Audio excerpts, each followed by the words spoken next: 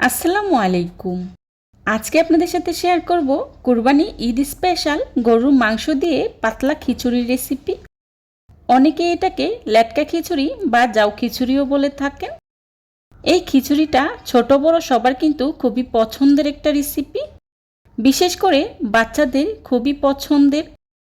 ঘরোয়া মশলায় খুবই অল্প উপকরণে তৈরি করে নিয়েছি, খেতে কিন্তু খুবই মজাদার হয়। সো কথা না বাড়িয়ে চলুন তাহলে জেনে নেই কিভাবে তৈরি করতে হয় গরুর মাংস দিয়ে এই মজাদার পাতলা খিচুড়ি। আজকের এই মজাদার খিচুড়ি তৈরি করার জন্যে প্রথমে আমি চুলায় একটি প্যান বসিয়ে তার মধ্যে দিয়ে দিচ্ছি রান্না করার রেগুলার তেল 4 টেবিল চামচ। তেলটা হালকা গরম হয়ে আসলেই দিয়ে দিচ্ছি তেজপাতা, এলাচ, দারচিনি, লবঙ্গ। কয়েক সেকেন্ডের মতো ভেজে নেব। ভাজা হয়ে গেলেই দিয়ে দিচ্ছি পেঁয়াজ কুচি 1 কাপ। এখন পেঁয়াজটাকে আমি বেশ কিছুটা সময় নিয়েই খুব ভালো করে ভেজে নেব। পেঁয়াজটাকে আমি খুব বেশি ভাজবো না। পেঁয়াজটা যখন কিছুটা নরম হয়ে আসবে তখনই এর মধ্যে দিয়ে দিচ্ছি 2 টেবিল চামচ রসুন বাটা আর দিয়ে দিচ্ছি 2 টেবিল চামচ আদা বাটা। এখন আদা রসুনটাকেও আমি পেঁয়াজের সাথে খুব ভালো করে ভেজে নেব। আদা রসুনটাকে বেশ কিছুটা সময় নিয়েই ভেজে নিতে হবে, যাতে করে এর কাঁচা গন্ধটা চলে যায়। আদা রসুনটা ভাজা হয়ে গিয়েছে। এই পর্যায়ে দিয়ে দিচ্ছি লাল মরিচের গুঁড়া 1 চা চামচ। মরিচের গুঁড়াটা আপনারা আপনাদের পছন্দ অনুযায়ী ব্যবহার করবেন। দিয়ে দিচ্ছি হলুদের গুঁড়া 1 চা চামচ, জিরা গুঁড়া 1 চা চামচ আর দিয়ে দিচ্ছি লবণ 2 চা চামচ। এখন সবগুলো মশলা আমি নেড়ে খুব ভালো করে মিশিয়ে নেব। মশলাটাকে আমি কিছুক্ষণ ভেজে নিয়েছি। এই পর্যায়ে দিয়ে দিচ্ছি পানি। আমি এখানে হাফ কাপের মতো পানি ব্যবহার করেছি। এখন মশলাটাকে আমি ঢাকনা দিয়ে ঢেকে খুব ভালো করে কষিয়ে নেব। মশলাটাকে আমি প্রায় 2 থেকে 3 মিনিটের মতো সময় নিয়ে খুব ভালো করে কষিয়ে নিয়েছি। দেখতেই পাচ্ছেন তেলটা উপরে ভেসে উঠেছে। এখন এর মধ্যে দিয়ে দিচ্ছি আগে থেকে কেটে রাখা গরুর মাংস। আমি এখানে 1 কেজি পরিমাণে গরুর মাংস নিয়েছি আর মাংসটাকে খুব ভালো করে কেটে ধুয়ে পরিষ্কার করে নিয়েছি। মাংসটাকে আমি ছোট সাইজ করে কেটে নিয়েছি। এখন মশলার সাথে মাংসটাকে আমি নেড়ে খুব ভালো করেই মিশিয়ে নেব। আমি আজকের খিচুড়িটা গরুর মাংস দিয়ে রান্না করেছি, তবে আপনারা চাইলে কিন্তু খাসি কিংবা মুরগির মাংস দিয়েও রান্নাটা করে নিতে পারেন। এবার ঢাকনা দিয়ে ঢেকে মাংসটাকে আমি খুব ভালো করে কষিয়ে নেব। কিছুক্ষণ পর ঢাকনা উঠিয়ে খুব ভালো করে নেড়ে চেড়ে নিচ্ছি। দেখতেই পাচ্ছেন মাংস থেকে কী পরিমাণে পানি উঠেছে আর এই পানিটা দিয়েই মাংসটাকে আমি খুব ভালো করে সিদ্ধ করে নেব। এদিকে মাংসটা হতে হতে অন্যদিকে আমরা চাল ডালের মিশ্রণটা তৈরি করে নিচ্ছি।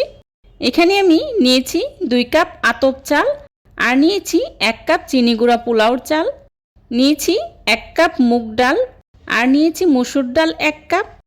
এখন সবগুলো উপকরণ একসাথে খুব ভালো করে মিশিয়ে নেব। অফ ক্যামেরায় চাল ডালের মিশ্রণটাকে আমি খুব ভালো করে ধুয়ে একটি স্ট্যানারের সাহায্যে পানিটা ঝরিয়ে নিয়েছি। এখন এক সাইডে রেখে দিচ্ছি। অন্যদিকে মাংসটা প্রায় সিদ্ধ হয়ে গিয়েছে। দেখতেই পাচ্ছেন ঝোলের পরিমাণটাও একদমই কমে এসেছে। আমি যেহেতু মাংসটাকে ছোট সাইজ করে কেটে নিয়েছি তাই মাংসটা সিদ্ধ হতে খুব একটা সময় লাগেনি। এই পর্যায়ে দিয়ে দিচ্ছি গরম মশলা গুঁড়া 1 চা চামচ। গরম মশলা গুঁড়াটা অবশ্যই দেওয়ার চেষ্টা করবেন, এতে করে খিচুড়িতে খুব সুন্দর একটা গরম মশলার ফ্লেভার পাওয়া যায়। এখন মশলাটাকে আমি নেড়ে মাংসের সাথে খুব ভালো করে মিশিয়ে নিয়েছি। মেশানো হয়ে গেলেই দিয়ে দিচ্ছি আগে থেকে ধুয়ে রাখা চাল আর ডাল। দিয়ে দিচ্ছি আগে থেকে কেটে রাখা টমেটো 2টি। টমেটোটা অবশ্যই দেওয়ার চেষ্টা করবেন, এতে করে খিচুড়িটা খেতে খুবই ভালো লাগে। এখন চাল ডালটাকে আমি মাংসের সাথে নেড়ে খুব ভালো করে মিশিয়ে নিচ্ছি। আমি বেশ কিছুটা সময় নিয়ে চাল আর ডালটাকে মাংসের সাথে খুব ভালো করে ভেজে নিয়েছি। এখন এর মধ্যে দিয়ে দিচ্ছি পানি। আমি এখানে গরম পানিটা ব্যবহার করেছি আর অবশ্যই চেষ্টা করবেন ফুটন্ত গরম পানিটা ব্যবহার করার জন্যে। আমি এখানে 5 কাপ চাল আর ডালের জন্য 15 কাপ পানি ব্যবহার করেছি। আপনারা আপনাদের প্রয়োজন অনুযায়ী ব্যবহার করবেন।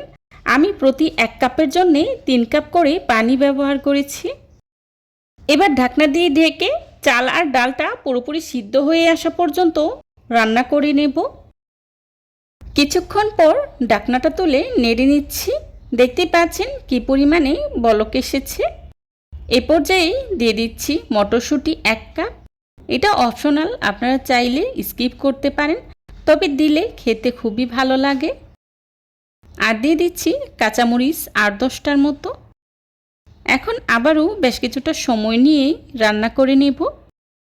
দেখেছেন তো, সহজ কিছু মশলা দিয়ে অসাধারণ একটি পাতলা খিচুড়ি তৈরি করে নিলাম। আর এই খিচুড়িটা কিন্তু খেতে অসম্ভব মজার হয়। অনেকে মনে করেন বেশি বেশি মশলা ও স্পেশাল মশলা দিয়ে রান্না করলে রান্না বেশি স্বাদ হয়। এই ধারণা কিন্তু একেবারেই ভুল। ঘরে থাকা সাধারণ মশলা দিয়েও কিন্তু রান্নায় সেরা স্বাদ আনা সম্ভব। এই খিচুড়িতে কিন্তু এক্সট্রা কোনো মশলা বা স্পেশাল কোনো মশলা ব্যবহার করতে যাবেন না, এতে করে খিচুড়িটা খেতে একদমই ভালো লাগবে না। এই সাধারণ কিছু মশলা দিয়ে একবার এই খিচুড়িটা রান্না করে দেখুন, খেতে কতটা মজার হয়। এই পর্যায়ে দিয়ে দিচ্ছি প্রায় 2 টেবিল চামচের মতো ঘি। এতে করে খুব সুন্দর একটা ঘিয়ের ফ্লেভার পাওয়া যাবে।